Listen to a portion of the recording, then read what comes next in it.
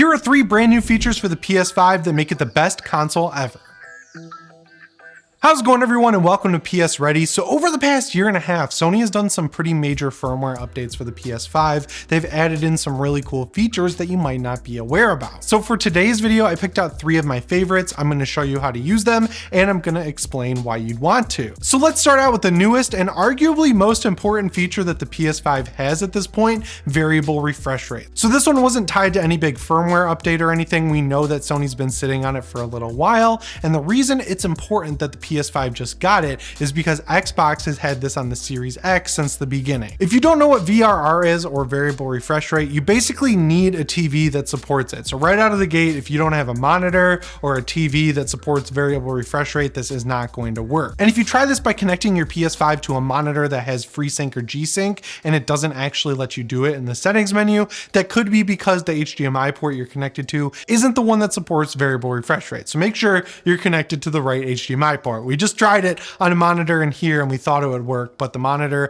has one HDMI 1.4 port that will not work, but if you connect to DisplayPort, then it will work. Most newer monitors will allow you to do it through HDMI though. If you're not sure if your current TV supports VRR or it's so old that you're pretty sure it doesn't and you want to pick up a new one, I have some cool monitors and TVs linked down in the description, along with every single PS5 accessory I talk about in this video. And as for why you'll want to take advantage of variable refresh rate on your console, all I have to say is frame drops in Elden Ring's PS5 version. So this came out alongside all the other versions, but it does not run in its performance mode at a locked 60 frames per second. So when the game drops below 60, you'll see stuttering, you'll sometimes see screen tearing. It's just not a great experience overall. So the 2 best ways to play Elden Ring for the longest time now was to play the PS4 version, which uses lower settings and a lower resolution on your PS5, but holds at a locked 60 frames per second, or to use the Xbox Series X and play the Xbox Series X version with VRR turned on. Because when you use variable refresh rate, when the game drops below 60 frames per second, the monitor on its own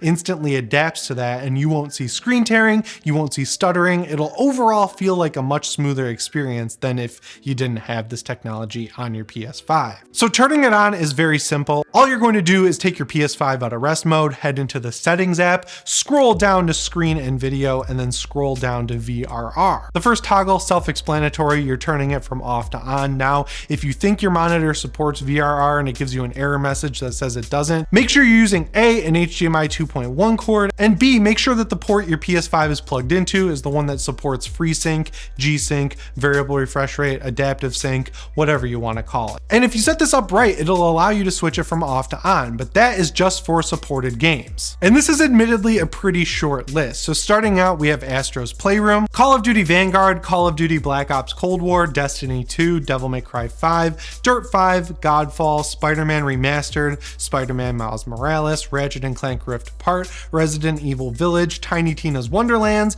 Rainbow Six Siege, and Tribes of Midgard, which is the newest PS Plus game. So if you just downloaded that, you saw some screen tearing, now you're going to be able to eliminate that with variable refresh rate. But Sony's one step ahead on this one, because below the toggle to turn on VRR, there's another toggle for turning it on in unsupported games. So I'm sure you noticed that the main game I mentioned that would be better with VRR, Elden Ring, isn't on this list, but you can go ahead and try it with this unsupported mode, and it could help your performance look a lot better. Another publisher that's been notorious for screen tearing across most of its games in the next generation is Ubisoft. Both Assassin's Creed Valhalla and Far Cry 6 are games that I have experienced screen tearing in, and man, it is the worst thing ever. It just takes you out of the game immediately. It's super jarring. There's no way to ignore it either. You see that horizontal line across your screen when you're panning the camera, and again, it just takes you right out of the game. But with this unsupported VRR games feature, if you flip it on, it could smooth out the frame rate in both of those games. Far Cry 6 is one where I think it comes in a lot more handy because that's a first-person shooter, and screen tearing in that game is super apparent because you're in first person. There's heavy motion blur, so you're moving across the the screen, flipping the camera around, doing all these cool, crazy kills, and then the screen looks like it's cut in half. It does not look great at all. So if VRR works, which I think it will, that's going to be awesome. And hopefully Ubisoft supports it down the line, because on the Xbox Series X, both of these games support VRR. So there's no reason why on the PS5 they shouldn't support it either. Now that they have VRR out the door, I'm really hoping Sony doubles down and gives us native 1440p support, because, you know, when you go buy a gaming monitor, you want to find one that has G-Sync or V-Sync, and the most common resolution for monitors with that technology these days is 1440p. Back in the day, a couple years ago, it was definitely 1080p. You don't really see it as much at a reasonable price point in a 4K monitor. So yeah, knowing that Sony has this feature that is primarily supported by 1440p monitors,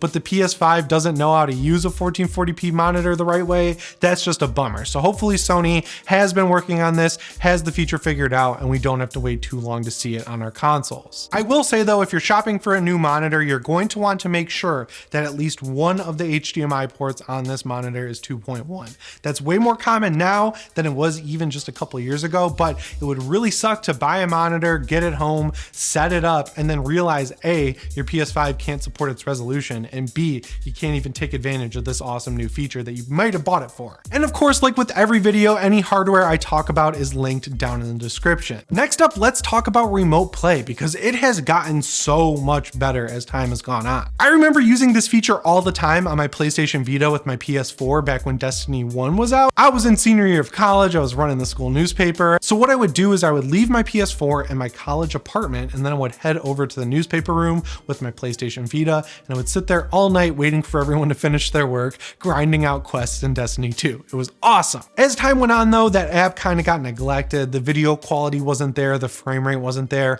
and it was always awkward using the back touchpad on the Vita for buttons, so I kind of fell off with it. But then I noticed that that was a marquee feature with the new PS5. You can actually just remote play from your home console directly to your phone, your iPad, your PC, or your Mac, which is sweet. So first off, head into the settings menu and then scroll down to system, and once you're in there, you'll see a sub layer for remote play. And then the second option on the list is to link your device, which is of course your PS5. You got to make sure that this is your primary PS5. It's not going to work like on my work PS5, because that's not my main one. It's only going to work on your primary PS5, which is the one you should just leave at home. After you've got remote play enabled and your console linked and set as your primary PS5, head back into the system settings menu and scroll down to power saving. And then once you're in power saving, you want to scroll down to the second option, which is features available in rest mode. And then once you're in that sub menu, you want to make sure that two toggles are turned on: stay connected to the internet and enable turning on the PS5 from network. Basically, you want to keep your PS5 connected to the internet in rest mode so it can patch games, download saves, upload your screenshots and captures to the cloud. Basically just do all the stuff that you sit and wait for while you're not using your PS5 instead of when you want to go play a game. It's super easy. And then also that second toggle makes it so that if your PS5 is in rest mode when you're outside your house and you go into the app on your phone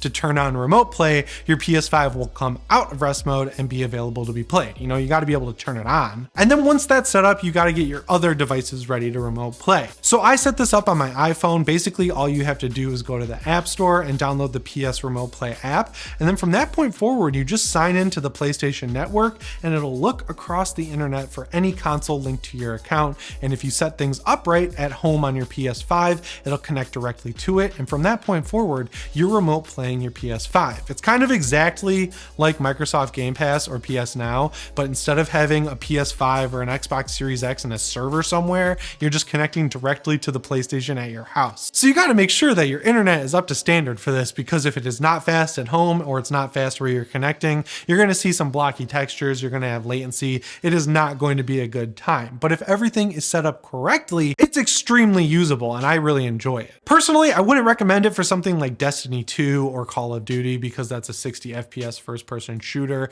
That latency is really going to screw you in competitive modes, and you know, first-person shooters just don't feel good streaming over the internet. But if you're playing something like Horizon Forbidden West, you know, a 100-hour epic open world RPG, and you've got a bunch of side quests you want to knock out, some crafting you got to get done, that is exactly what remote play is for. Basically, just avoid first-person shooters and Elden Ring, because fighting the Tree Sentinel or Margit would can suck over the internet. I will tell you right now. Now that's how you do it on an iPhone. On an Android, it's basically the same thing. You just download the PS Remote Play app, you're good to go. Same thing goes for iPad. They even have Mac and PC apps that work really well. Honestly, it was so funny when this came out. They were basically like, yeah, we've got Bloodborne available on PC because you can stream it from your PS4 over Remote Play to your PC and connect your DualSense to your PC and you're good to go. Oh, and if you've never connected your DualSense to your phone or PC before, that is also super easy. All you have to do is make sure your DualSense is off, and then you want to hold the capture button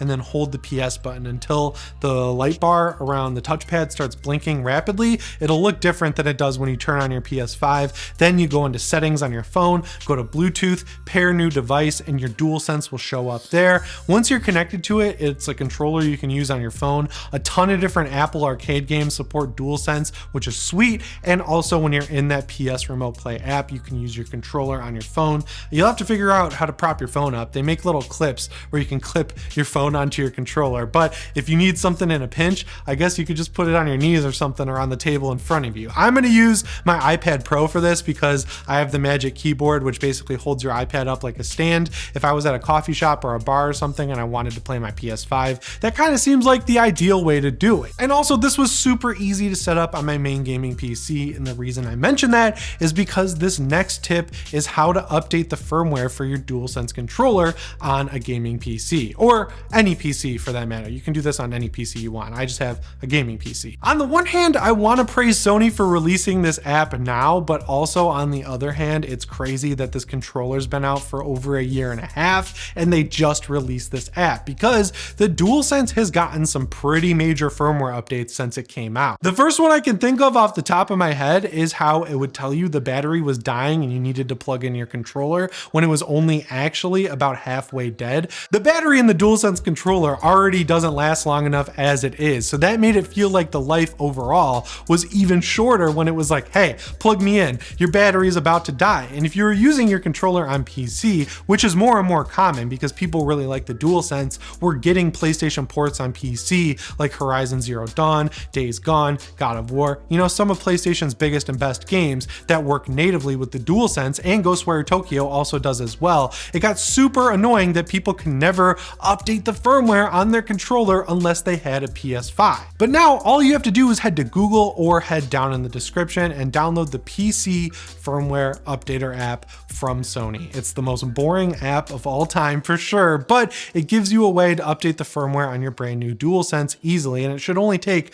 just a couple minutes. I couldn't really fully test it out because my DualSense is updated since I use it on my PS5 all the time, but I've seen videos of it working just fine. So if you're one of those people out there who really likes the DualSense and you use it only on your gaming PC and do not have a PlayStation 5, go definitely download this firmware updater, because there have been some really critical and just feature set updates for the DualSense controller. It might be a placebo, I don't know, but it's been a while since they fixed that problem where it would show the battery was dying at around 50%. It feels like lately my DualSense battery has been lasting a lot longer than normal, and I just had a firmware update a couple months ago. So hey, maybe Sony fixed the battery life at least a little bit. It's still not great though. They need to figure out an Elite controller, an Elite DualSense, anything to make that battery life longer. Please, Sony, please. Going back to Remote Play, the craziest thing about it is people have figured out a third-party app that allows you to use Remote Play on the Steam Deck. So the Steam Deck basically turns into a portable PS5. If you want to see a video all about that, head over to my second channel,